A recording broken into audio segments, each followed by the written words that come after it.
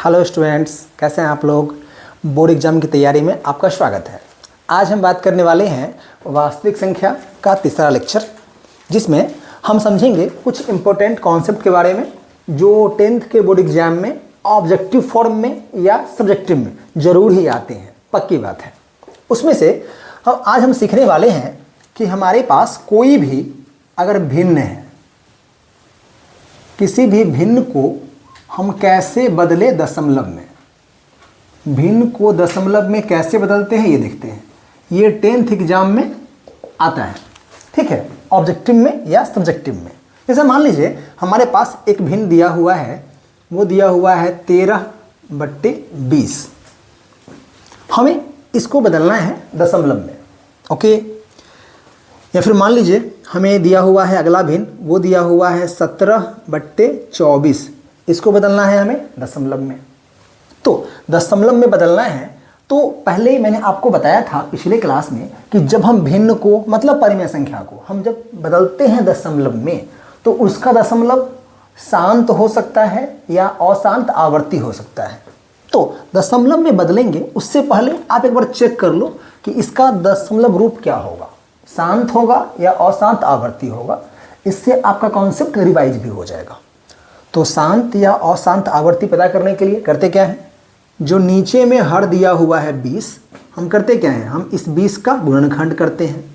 तो ये आ जाएगा 2 दूनी का 4 पंचे का 20। हर का हमने गुणनखंड किया तो इसके गुणनखंड में 2 है और 5 है। आपको याद ही होगा जब हर के गुणनखंड में 2 हो और 5 हो, सिर्फ 2 और 5 हो, इसके अलावा कुछ और ना हो, वैसे केस में इसका दशमलव रूप शांत होता है। तो इसको हम दशमलव में बदलेंगे तो शांत दशमलव ही आएगा। दशमलव क्या आएगा वो हम निकालेंगे, पहले हम प्रकार देख लेते हैं ताकि ये हमें रिवाइज हो जाए। वैसे ही अगर हम इसको दशमलव में बदलेंगे तो शांत आएगा या अशांत, पहले पता कर लो, फिर देख लेंगे दशमलव में आंसर क्या आएगा। तो यहाँ भी पता करने के लिए हमें करना क्या है, पहले हमें इस हर को 24 का हमें गुणनखंड करना है।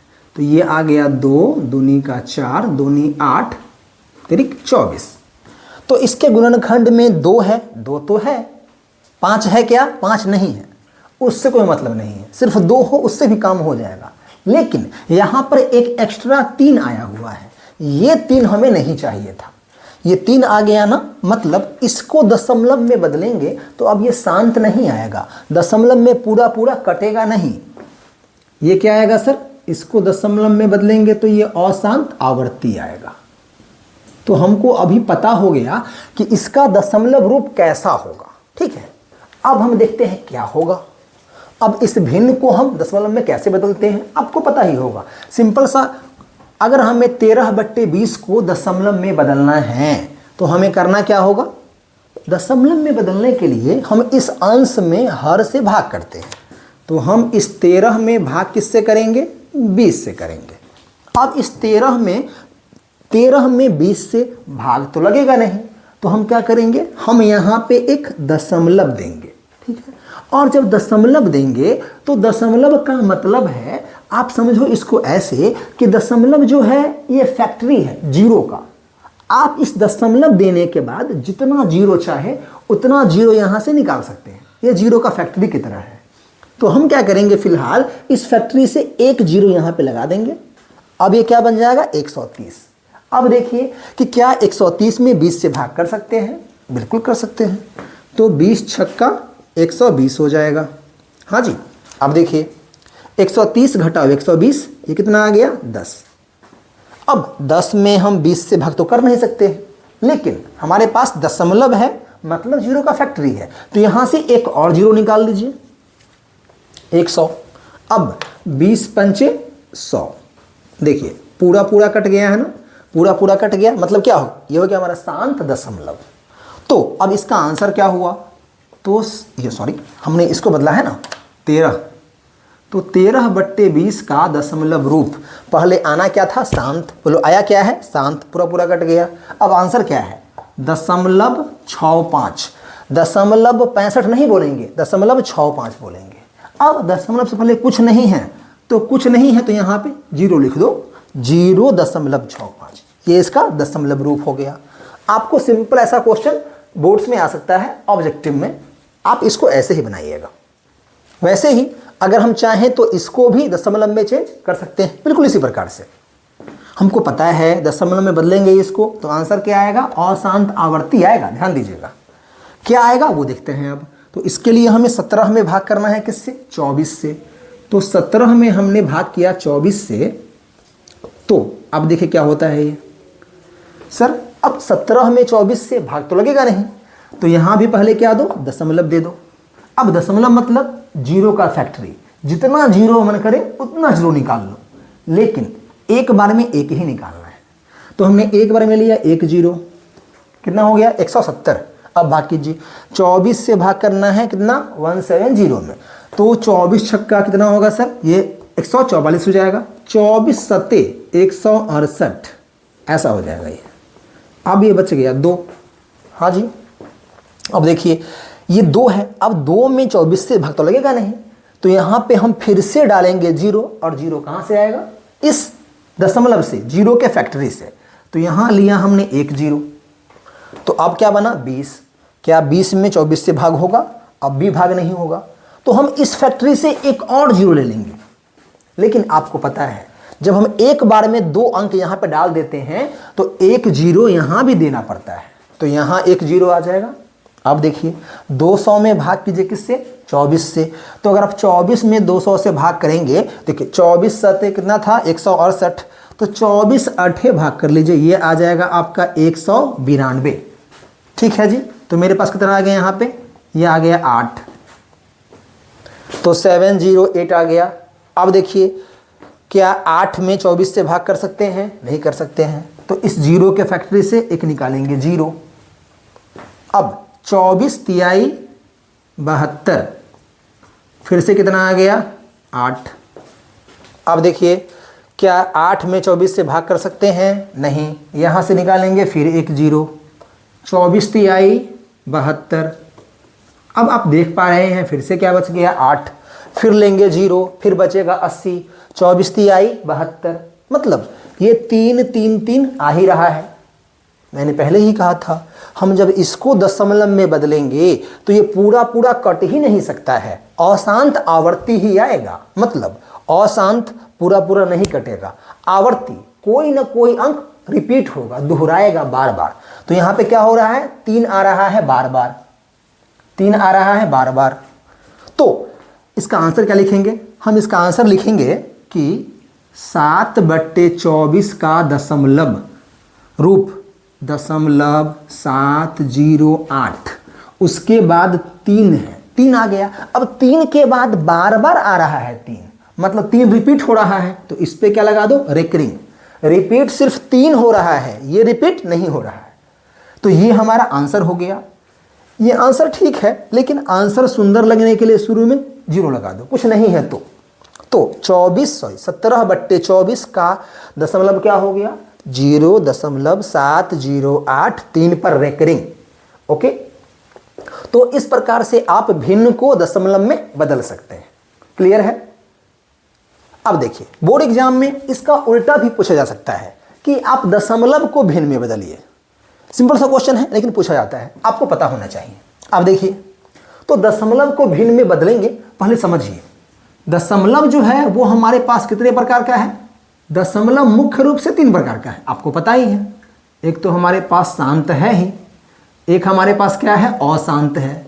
लेकिन अशांत में 2 प्रकार है, एक हमारे पास आवर्ती है और एक हमारे पास अनावर्ती है। हाँ जी, तो हमें दशमलव को भिन्न में बदलना है, P/Q में बदलना है। देखिए अब आपको पता है कि शांत दशमलव और ये अशांत दशमलव, ये दोनों दशमलव जो है ये दोनों परिमेय संख्या होता है, और जो अनावर्ती दशमलव है ये हमारा अपरिमेय संख्या होता है। ठीक है, तो अनावर्ती अपरिमेय होता है, शांत और आवर्ती परिमेय होता है। अगर शांत और आवर्ती परिमेय है तो इसको P/Q में बदला जा सकता है। तो शांत और आवर्ती इन दोनों को ही P/Q में बदला जा सकता है। इस अनावर्ती वाले को आप P/Q में बदल नहीं सकते हैं, क्योंकि क्या है ये हमारा अपरिमेय संख्या है।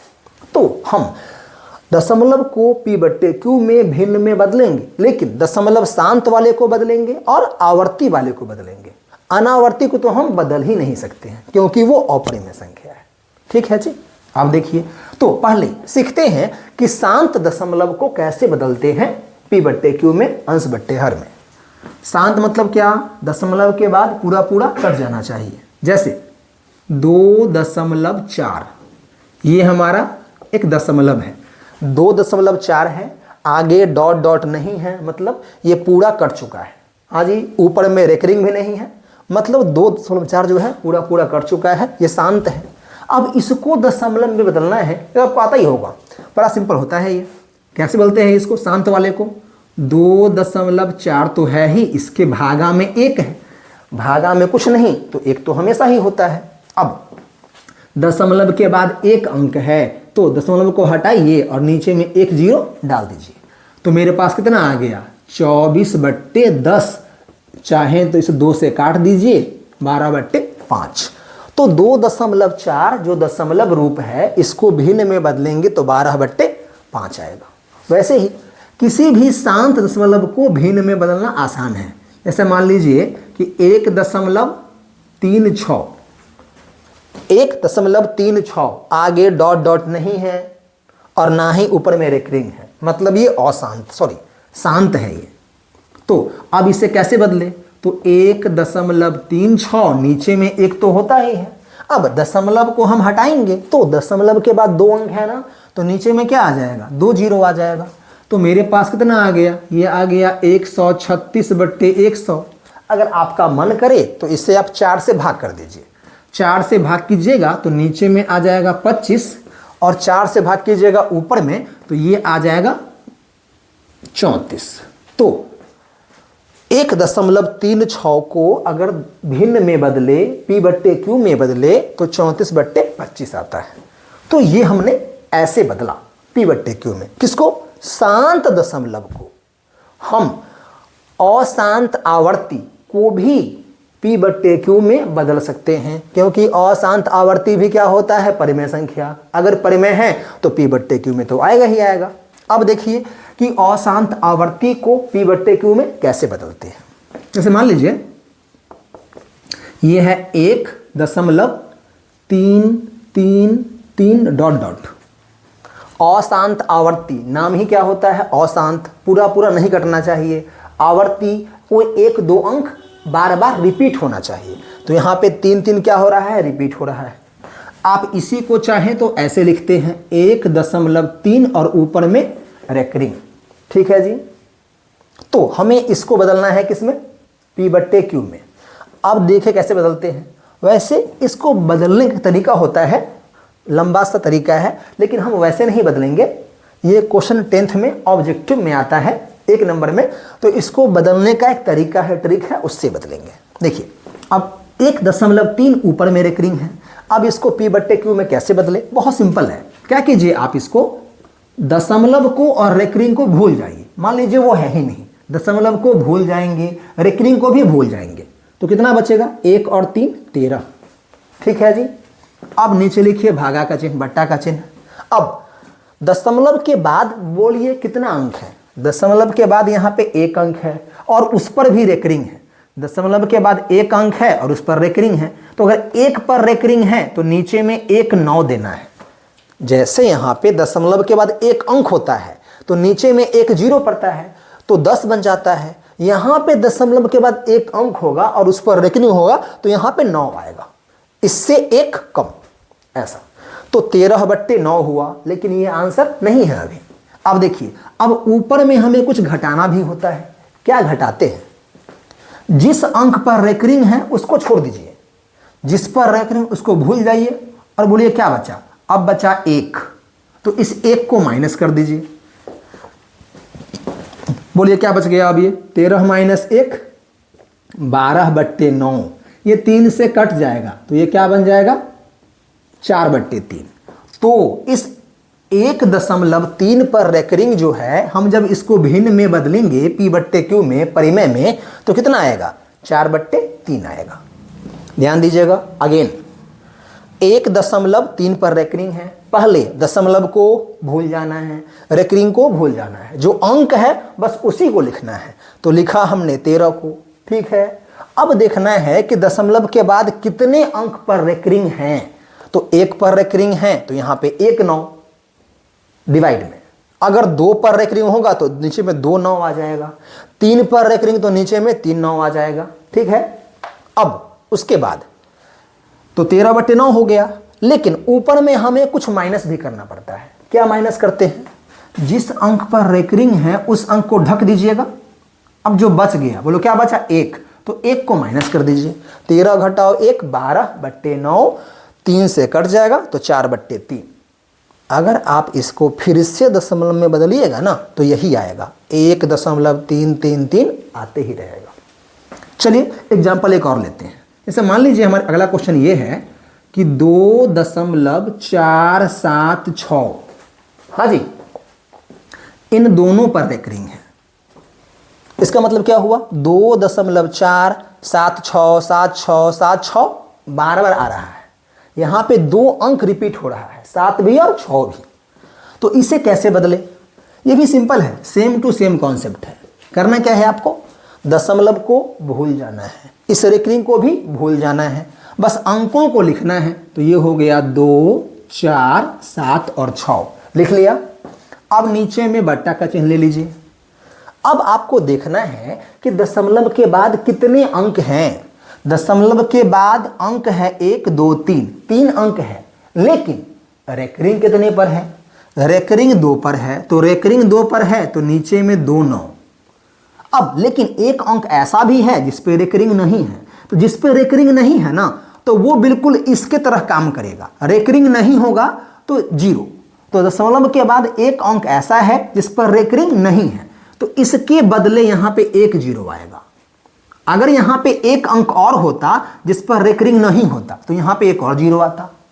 मतलब दशमलव के बाद जितना भी अंक हो पहले वो देख लीजिए, और जितने अंक पर रेकरिंग है उतना 9 आ जाएगा, और जितने पर रेकरिंग नहीं है उतना 0 आ जाएगा। ये हो गया। अब ऊपर में माइनस करना है। किसको माइनस करना है?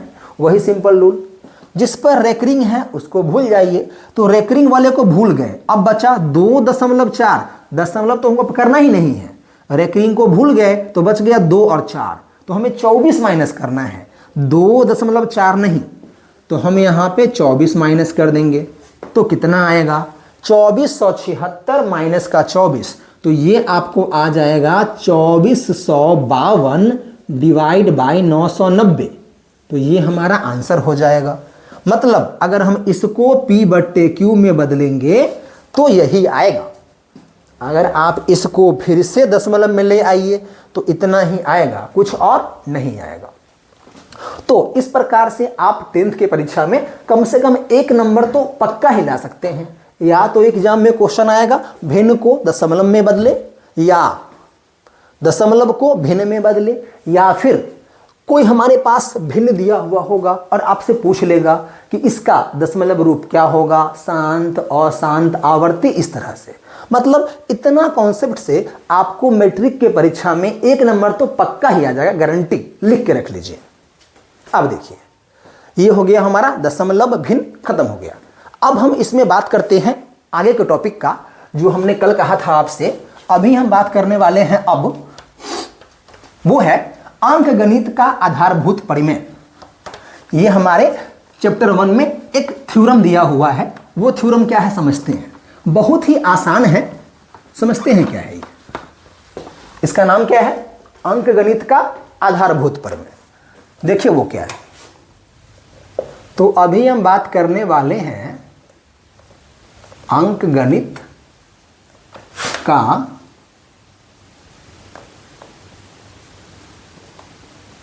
आधारभूत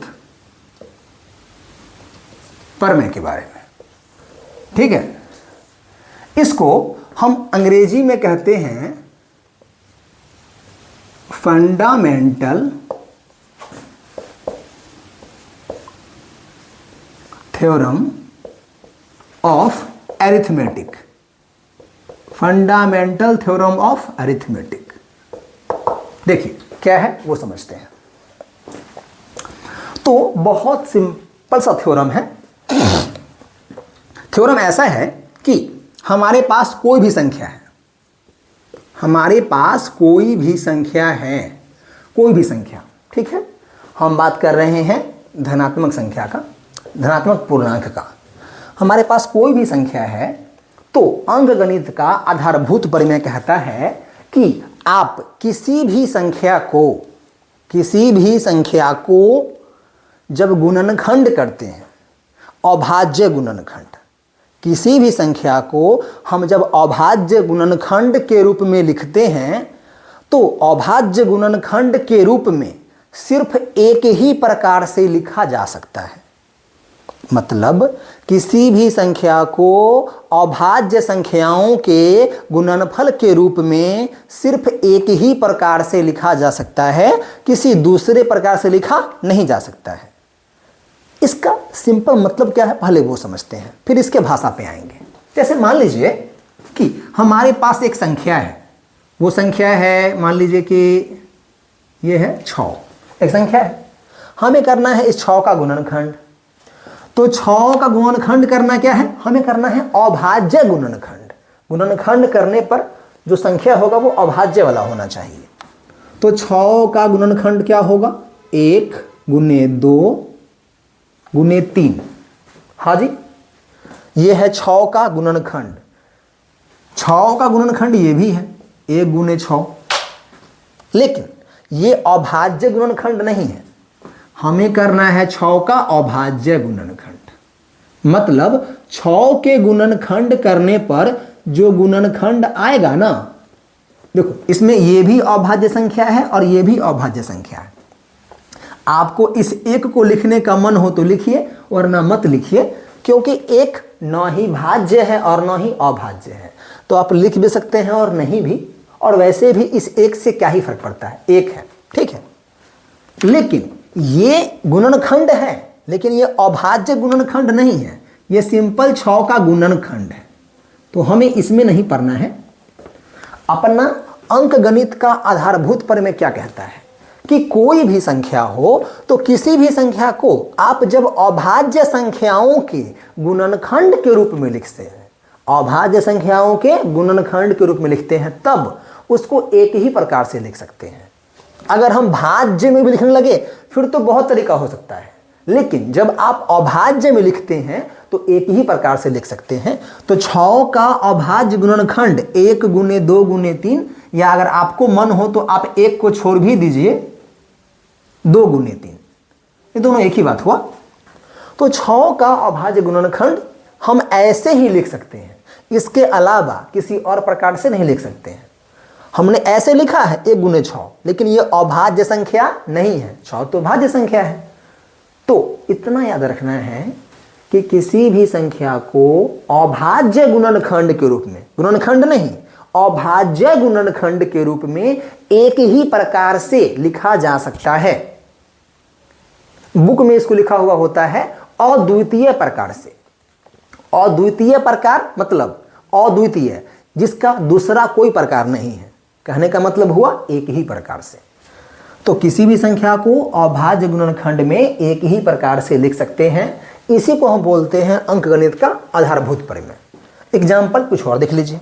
ऐसा मान लीजिए मेरे पास संख्या है 15, ठीक है, चलो मान लो 15 नहीं, चलो यहाँ लिखते हैं हम लोग 20 कर लेते हैं। 20 संख्या है। अब देखिए हम करते हैं इसका अभाज्य गुणनखंड, तो ये क्या होगा, 2 दूनी का 4 पंचे 20, तो गुणनखंड है ये।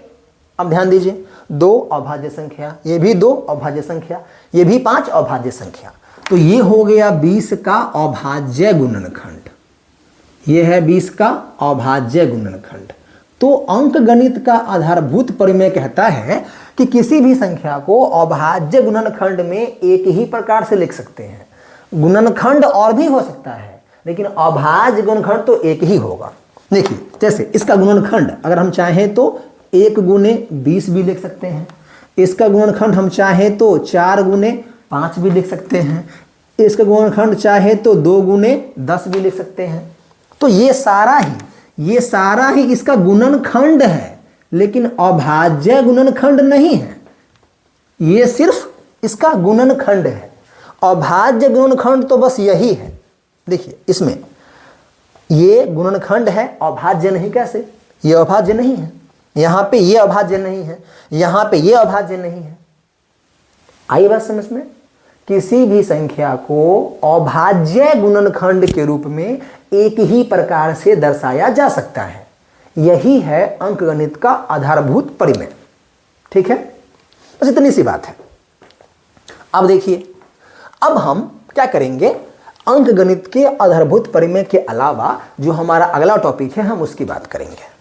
अगला टॉपिक में हमें क्या बात करना है? अगला टॉपिक में हमें सीखना है लॉसॉ निकालना। क्या निकालना है? लॉसॉ निकालना है और हमें मॉसॉ निकालना है। तो अब लॉसॉ और मॉसॉ मतलब एलसीएम और एचसीएफ निकालना आप पहले भी सीखे हैं, लेकिन अभी हमें लॉसॉ और मॉसॉ निकालना है इस अंकगणित के आधारभूत परिमेय के अनुसार। ठीक है, अंकगणित के आधारभूत परिमेय के अनुसार हमें लॉसॉ मॉसॉ निकालना है, या फिर इसी को हम कह सकते हैं कि लॉसॉ मॉसॉ हमें निकालना है किसके आधार पे? अभाज्य गुणनखंड विधि द्वारा। कौन सा गुणनखंड? अभाज्य गुणनखंड विधि द्वारा हमें लॉसॉ निकालना है, या फिर इसी को बोला जा सकता है कि अंकगणित के आधारभूत परिमेय की सहायता से लॉसॉ मॉसॉ निकालना है। अब देखते हैं ये क्या चीज होता है। ठीक है, लॉसॉ मॉसॉ आप बचपन से निकालते आ रहे हैं, वो भी ठीक है, लेकिन जब खास करके बोर्ड परीक्षा में कहा जाए कि अभाज्य गुणनखंड विधि से या फिर अंकगणित के आधारभूत परिमेय के सहायता से लॉसॉ मॉसॉ निकाले, तो इसका मतलब क्या है वो समझते हैं। हमें कैसे बनाना है? मान लीजिए कि हमारे पास संख्या दिए हुआ है। क्या दिए हुआ है? हमें लॉसॉ निकालना है और मॉसॉ निकालना है। किसका? हमें लॉसॉ निकालना है मान लीजिए 12 का, 30 का, और चलो मान लीजिए हमें लॉसॉ निकालना है 48 का। 12, 30 और 48 ये तीन संख्या है। हमें इन तीनों का लॉसॉ और मॉसॉ निकालना है एलसीएम और एचसीएफ। कौन सी विधि से? अभाज्य गुणनखंड विधि से, या फिर अंकगणित के आधारभूत परिमेय की सहायता से। दोनों एक ही बात हुआ। तो नाम ही है अभाज्य गुणनखंड विधि या अंकगणित का आधारभूत परिमेय। तो हम अब क्या करेंगे, इस विधि में करते क्या है, जो भी आपको संख्या दिया हुआ है पहले आपको उस संख्या का अभाज्य गुणनखंड लिख लेना है। अभाज्य गुणनखंड ऐसा वाला, हाँ जी ये वाला अभाज्य गुणनखंड। तो 12 का निकालना है हमें अभाज्य गुणनखंड। वैसे ये छोटा संख्या है तो इसका अभाज्य गुणनखंड आप मुजबानी भी लिख सकते हैं, लेकिन अगर संख्या बड़ा होगा तो हम यहाँ पे इसको भाग करके भी लिख लेंगे। हम ऐसे करते हैं ना कि 12 का गुणनखंड करना है, 2 से भाग किए तो 6, फिर 2 से भाग किए तो 3, और फिर 3 से भाग किए तो 1। तो 12 का अभाज्य गुणनखंड आप ऐसे 2 गुणे 2 गुणे 3, यहाँ पे 1 मत लिखिएगा क्योंकि 1 अभाज्य संख्या नहीं है। ठीक है, तो हम इसको इसके बिना भी लिख सकते हैं, संख्या छोटा है तो। वैसे ही 30 है, आपको लिखना है 30 का अभाज्य गुणनखंड। अगर आपका मन हो तो आप यहाँ पे 30 का लिखिए गुणनखंड। पहले 2 से भाग कीजिए तो ये आ जाएगा 15, फिर 3 से भाग कीजिए तो आ जाएगा 5, फिर 5 से भाग किया तो आ गया 1। ध्यान दीजिएगा, भाग हमेशा अभाज्य संख्या से ही करना है। हम यहाँ पे चाहते तो सीधा 6 से भी भाग कर सकते थे, लेकिन 6 अभाज्य संख्या नहीं है, तुम जहाँ 6 से भाग नहीं किए। हम यहाँ पे सीधा 4 से भी भाग कर सकते थे, लेकिन 4 अभाज्य संख्या नहीं है तो 4 से भाग नहीं करेंगे। तो इस 30 का गुणनखंड क्या हो गया, 2 गुणे 3 गुणे का 5। अब निकाल लीजिए 48 का अभाज्य गुणनखंड। तो ये 48 का अभाज्य गुणनखंड क्या होगा, पहले 2 से भाग कर लेंगे तो 24 आ जाएगा। ठीक है, फिर हम 2 से भाग कर लेंगे तो 12 आ जाएगा, फिर 2 से भाग करेंगे तो 6 आएगा, फिर 2 से भाग करेंगे तो 3 आएगा, और उसके बाद 3 से भाग करेंगे तो 1 आएगा। तो 48 का अभाज्य गुणनखंड क्या है, 1 2 3 4, 4 बार 2 लिया हुआ है। हाँ जी, ये 16 तिया 48। अगर आप इसका अभाज्य गुणनखंड ऐसे करना हो तो कीजिए, नहीं तो संख्या छोटा सा हो तो मुजबानी भी कर सकते हैं, कोई दिक्कत का बात नहीं है। ठीक है, तो ये तो अभी हमने इसका अभाज्य गुणनखंड लिखा है। अब हमको इस गुणनखंड के सहायता से एलसीएम और एचसीएफ निकालना है। देखिए तो कैसे निकालते हैं वो समझते हैं। हमने यहां इसको मिटा दिया। तो अब क्या करना है आपको, थोड़ा इसको भी हटा ही दीजिए।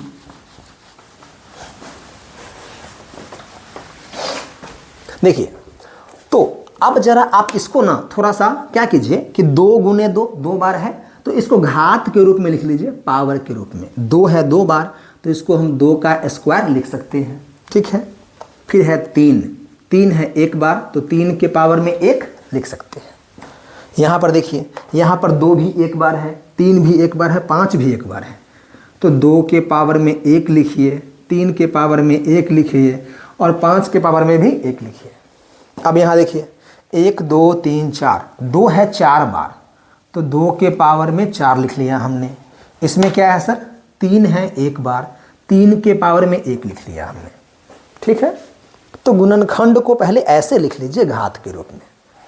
अब हमें करना क्या है, अब मेन काम शुरू होता है। तो अब आपको करना ये है कि अब आपको देख लेना है इसके अभाज्य गुणनखंड में, इसके अभाज्य गुणनखंड में और इसके अभाज्य गुणनखंड में कि अभाज्य गुणनखंड करने पर कितने प्रकार का अभाज्य संख्या आया है, कितने प्रकार का अभाज्य संख्या। यहां पे है एक अभाज्य संख्या 2, एक अभाज्य संख्या 3 और यहां पे है एक अभाज्य संख्या 5। तो 2 3 और 5, इसमें 3 तरह का अभाज्य संख्या है। 2 है, 3 है और 5 है। तो 2 है, 3 है, 5 है तो 2 3 5। देखो यहां पर सिर्फ 2 3 है, यहां पर तो 5 नहीं है। तो यहां पर 5 नहीं है ना, तो यहां पर 5 अपना मन से लगा दीजिए। कैसे, इस 5 के पावर में डाल दीजिए 0। आपको पता होगा कि 5 के पावर में 0 तो इसका मान 1 होता है और 1 से तो हम किसी भी संख्या गुना कर ही सकते हैं। ठीक है, तो 2 3 था, 5 नहीं था तो जो नहीं होगा ना उसके पावर में 0 आप कहीं भी डाल सकते हैं। यहाँ 2 3 5 तीनों है, अच्छी बात है। यहाँ पे 2 है, 3 है, यहाँ भी 5 नहीं है तो इसमें 5 का पावर 0 कर दीजिए। ठीक है, मतलब 3 तरह का है ना अभाज्य संख्या, तो 3 तरह का अभाज्य संख्या यहाँ भी दिखना चाहिए, यहाँ भी दिखना चाहिए और यहाँ भी दिखना चाहिए। अगर कोई एक कम होगा, मान लीजिए यहाँ पर 3 है, यहाँ भी 3 है, यहाँ भी 3 है, मान लीजिए अगर किसी एक में 3 नहीं होता तो जिसमें 3 नहीं होता ना हम उसमें 3 का पावर 0 कर देते। यहाँ पर 2 हर जगह है, लेकिन अगर कहीं पर 2 नहीं होता तो हम उसमें 2 का पावर 0 कर देते, ऐसा कर देते। तो यहाँ पर 5 नहीं था, यहाँ और यहाँ, तो हमने 5 का पावर 0 कर दिया ऐसा। अब आते हैं मेन पॉइंट पे कि फिर अब लॉसा क्या होगा, मौसा क्या होगा वो समझिए। तो जब भी आपको लॉसा निकालना हो, लॉसा मतलब एलसीएम, तो जब भी आपको लॉसा निकालना होता है एलसीएम तो क्या करते हैं, लॉसा का मतलब है कि अधिकतम, लॉसा का निकालने का तरीका है अधिकतम घात वाले अभाज्य पदों, अधिकतम घात वाले अभाज्य पदों का गुणनफल, अधिकतम घात वाले अभाज्य पदों का गुणनफल।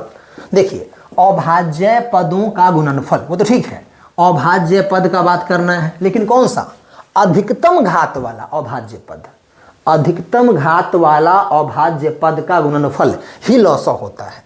तो अब देखिए, अब अभाज्य पद है कौन कौन, हमने देखा है इसमें अभाज्य पद 2 है, 3 है और 5 है। तो आपको देखना पड़ेगा कि 2 का सबसे बड़ा घात कहां पर है, अभाज्य पदों का गुणनफल सबसे बड़ा घात वाला, अधिकतम घात वाला। तो यहां पे 2 है, देखिए अब देखिए कि 2 का सबसे बड़ा घात कहां पर है, 2 का घात 2, 2 के घात में 1 और 2 के घात में 4। तो बताइए सबसे बड़ा घात ये 2 है, ये 1 है कि ये 4 है। जो सबसे बड़ा घात होगा हम यहाँ पे वही लेंगे, तो 2 का पावर 4 लेंगे। ठीक है, अब आइए दूसरा अभाज्य पद, दूसरा अभाज्य पद यहाँ पे 3 है। अब 3 के घात में 1, यहाँ भी घात में 1, यहाँ भी घात में 1।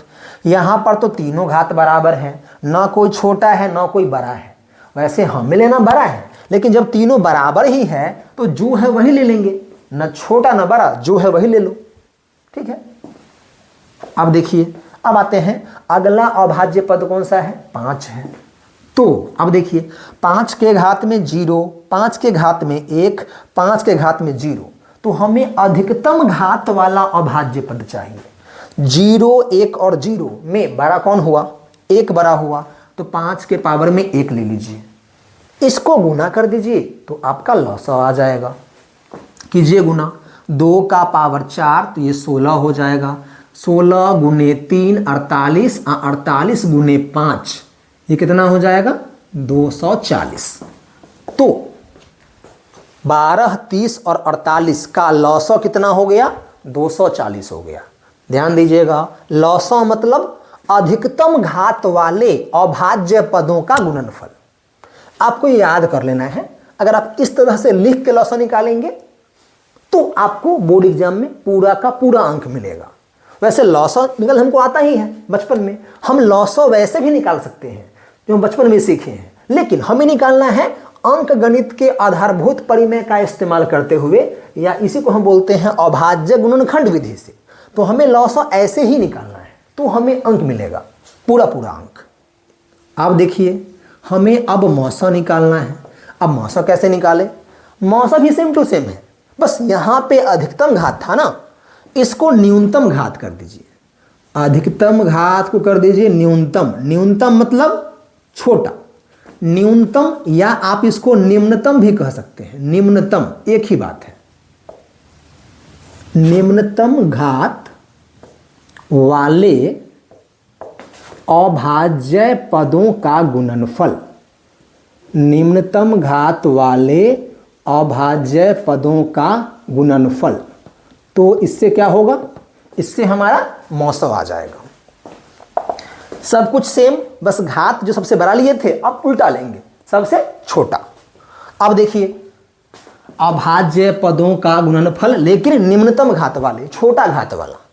तो पहले तो इसमें अभाज्य पद कौन कौन सा है, पहले 2 है। 2 का घात 2, 2 का घात 1 और 2 का घात 4। तो आपको देखना है कि इसमें सबसे छोटा घात कौन सा है। तो 2 छोटा है कि 1 छोटा है कि 4 छोटा है, साफ साफ पता है कि ये 1 छोटा है, तो यहाँ पावर 1 ले लीजिए। ठीक है, अब आइए दूसरा अभाज्य पद है 3। 3 में घात छोटा कौन है, 3 का पावर 1, पावर 1, पावर 1। यहाँ तीनों बराबर ही है, ना कोई छोटा ना कोई बड़ा, तो जो है वही ले लीजिए, 1 ले लीजिए। अब देखिए, अब अगला अभाज्य पद कौन सा है, 5। तो 5 के घात में 0, घात में 1 और घात में 0। अब बताइए सबसे छोटा घात कौन सा है, 0 या 1, छोटा है 0, तो ये हो गया हमारा 0। अब देखिए, 2 का पावर 1 मतलब 2, 3 का पावर 1 मतलब 3 और 5 पर पावर 0 मतलब कि 1, 2 तिहाई 6। तो इन तीनों का जो मौसा हुआ वो कितना हुआ, 6, और इन तीनों का लौसा हुआ वो कितना हुआ, 240। ये तरीका है अभाज्य गुणनखंड विधि से लौसा और मौसा निकालने का। इसमें आपको ये लिखना जरूरी है। अगर ये लिखिएगा तो अच्छी बात है, बहुत अच्छी बात है, आपको पूरे पूरे अंक मिलेंगे, नहीं तो आधा नंबर 1 नंबर काटा भी जा सकता है। ठीक है, तो अभाज्य गुणनखंड से ऐसे लौसा मौसा निकलता है। एक बार फिर से अच्छे से याद कर लीजिए, जो भी संख्या दिया हुआ है उसका अभाज्य गुणनखंड लिखिए। अभाज्य गुणनखंड, इसमें कोई भी भाज्य संख्या होना नहीं चाहिए। इसका भी अभाज्य, इसका भी अभाज्य। अब देख लीजिए कि इसमें कितने प्रकार का अभाज्य संख्या आया है। तो 2 3 2 3 5 2 3 हमें दिख रहा है कि इसमें 3 तरह का अभाज्य संख्या है। तो 3 तरह का अभाज्य संख्या है ना, तो पहले वाले में भी तीनों प्रकार का अभाज्य संख्या होना चाहिए, दूसरे में भी तीनों अभाज्य, यहां भी तीनों अभाज्य। अगर किसी एक में कोई अभाज्य कम है जैसे यहाँ पर 5 नहीं है तो हम यहाँ पे 5 के पावर में 0 कर देंगे। अगर मान लो इसमें 3 नहीं होता तो हम होता, यहाँ 3 वैसे है, अगर नहीं होता तो हम 3 पावर में 0 कर देते। तो जो भी कम होगा ना उसको पूरा कर देना है। अगर 3 प्रकार का अभाज्य है तो यहाँ भी तीनों अभाज्य, यहाँ भी 3 और यहाँ भी तीनों अभाज्य होना चाहिए। जो कम होगा, जो नहीं होगा, पावर में 0 कर देंगे। इतना हो गया। फिर लॉसा, लॉसा मतलब क्या? सभी प्रकार के अभाज्य पदों का गुणनफल, लेकिन सबसे ज्यादा घात वाला, अधिकतम घात वाले अभाज्य पद का गुणनफल ये लॉसा होगा, और निम्नतम सबसे छोटा घात वाले अभाज्य पद का गुणनफल तो मौसा आ जाएगा। ठीक है जी, चलिए बढ़िया है। अब देखिए इस लॉसा और मौसा को हम और भी कई प्रकार से निकाल सकते हैं, इसमें ऐसी कोई बात नहीं है। लेकिन अब हम आगे जो है इस लॉसा और मौसा के बारे में कुछ महत्वपूर्ण बातें हैं जो हम सीख लेते हैं, जो हमें काम आएगा, बहुत काम आएगा। ऑब्जेक्टिव में ये सीधा सीधा पूछा भी जा सकता है, और कई बार तो ये लॉसा और मौसा का जो सिंपल सा कॉन्सेप्ट है ये बहुत सारे कंपटीशन परीक्षा में पूछा जाता है। ठीक है, जैसे मान लीजिए कुछ महत्वपूर्ण बातें हैं, आपको ध्यान से याद करना होगा। देखिए जैसे मान लीजिए हमारे पास नंबर है, एक है 16 और एक है मान लीजिए 28 और एक है मान लीजिए 42। ये 3 नंबर दिया हुआ है। ठीक है, क्या दिया हुआ है? 3 नंबर दिया हुआ है। हम बात कर रहे हैं लॉसा और मौसा, LCM HCF के कुछ इंपॉर्टेंट पॉइंट्स के बारे में जो आपको पता होना चाहिए। तो पहले हम बात कर लेते हैं लॉसा के बारे में, कुछ महत्वपूर्ण बात। हाँ जी, तो देखिए आपके पास जब कभी भी बहुत सारे नंबर दिए हुए हो, कम से कम 2 नंबर तो होगा ही। लॉसा निकालते हैं कम से कम 2 नंबर का, एक का नहीं। तो 2 नंबर होगा, 2 से ज़्यादा होगा, कितना भी नंबर हो। हम जब लॉसा निकालते हैं, ठीक है, तो संख्याओं का जो लॉसा होता है, मेन पॉइंट है, किसी भी संख्या का हम जब लॉसा निकालेंगे ना, तो जो भी संख्या दिया हुआ है उसमें जो सबसे बड़ा संख्या है, सबसे बड़ा संख्या बोलो कितना है? 42।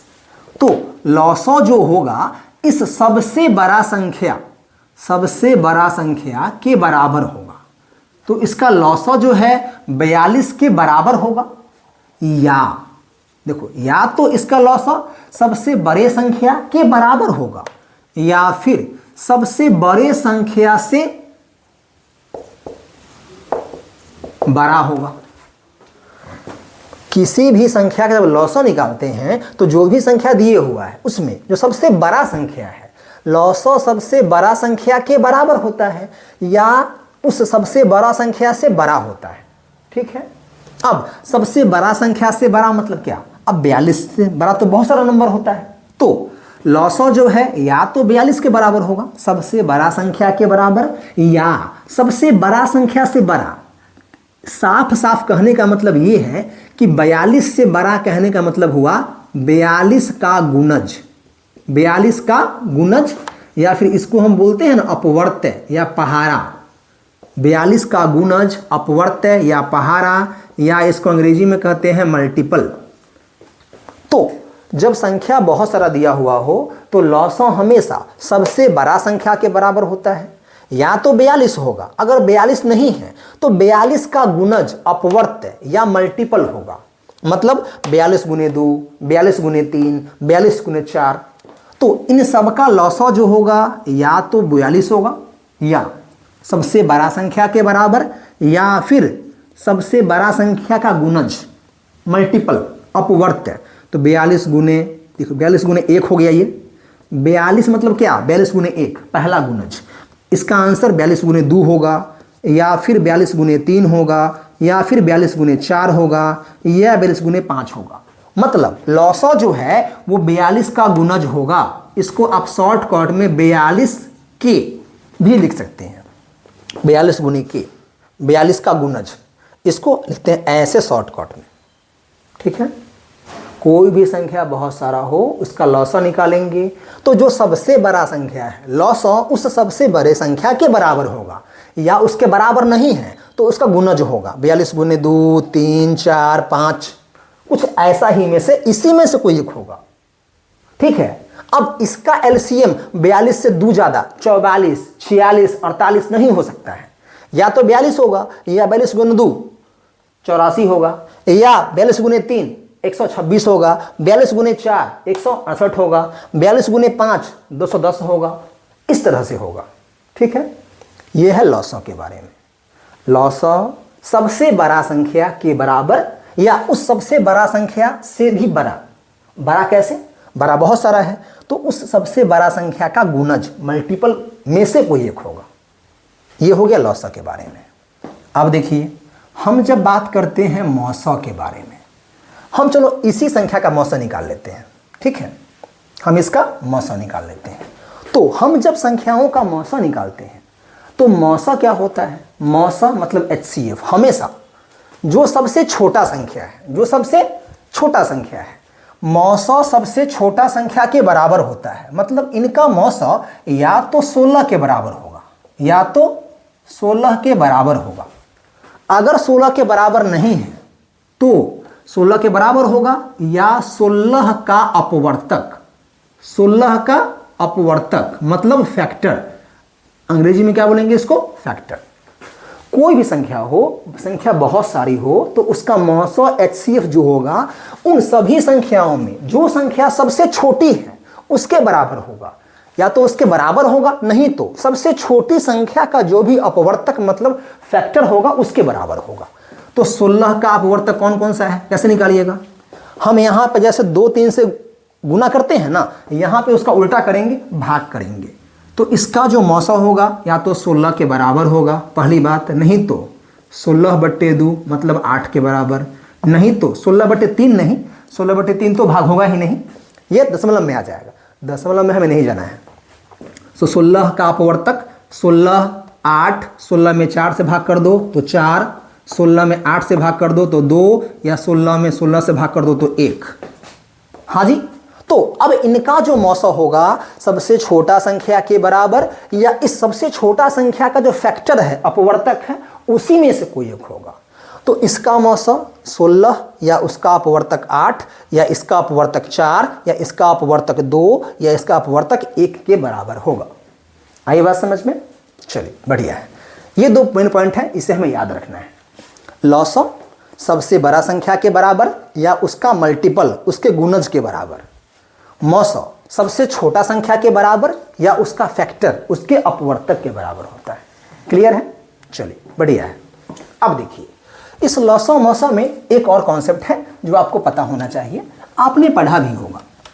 ये कॉन्सेप्ट है 2 संख्याओं के बारे में। जब हम किसी 2 संख्या का लॉसॉ निकालते हैं और 2 संख्या का मौसॉ निकालते हैं, कोई भी 2 संख्या, जैसे मान लीजिए हमारे पास नंबर है 24 और नंबर है मेरे पास 36, 2 नंबर है, बहुत सिंपल नंबर है। अगर हमें मान लीजिए इसका निकालना होगा मौसॉ, ठीक है, तो हमको पता है कि इसका मौसॉ भी निकालेंगे ना, तो इसका मौसॉ 12 होगा। ठीक है, अब निकाल लीजिएगा। अब अगर हम इसका लॉसॉ निकालेंगे, अगर हम इसका लॉसॉ निकालेंगे, हमने क्या बोला? मौसॉ जो होता है छोटा संख्या के बराबर या उसका अपवर्तक। तो 24 या इससे छोटा इसका अपवर्तक, 24 का अपवर्तक मतलब फैक्टर, 24 का फैक्टर 12 है, तो ये इसका मौसॉ है।